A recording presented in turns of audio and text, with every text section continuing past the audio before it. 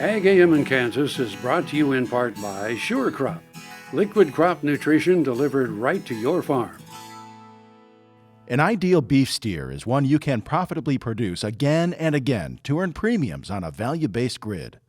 Paul Dykstra crunched the numbers and says the perfect animal would make a 900-pound Certified Angus Beef Prime yield grade 2.9 carcass.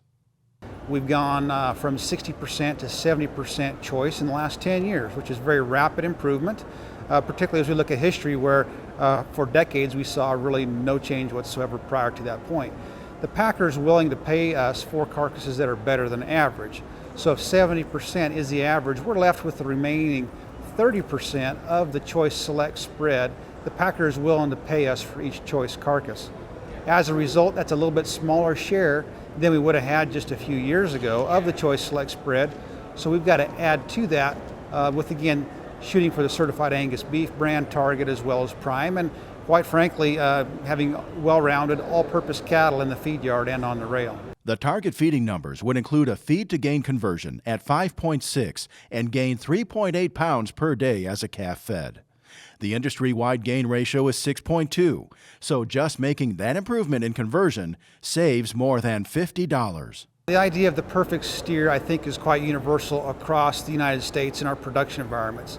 Granted, we may start with a different package with different challenges in terms of our genetic selection that we must maintain given those different environmental constraints. But in the end, we can probably find bulls that will fit our operation, even give us replacement heifers that are very suited to our environment, that also have higher levels of marbling, for instance, larger ribeye size and better overall feed yard performance as well, that come out of a package that is still very suitable to those different environments. So it's an equal opportunity thing. Aim high, even higher than you might think you need to.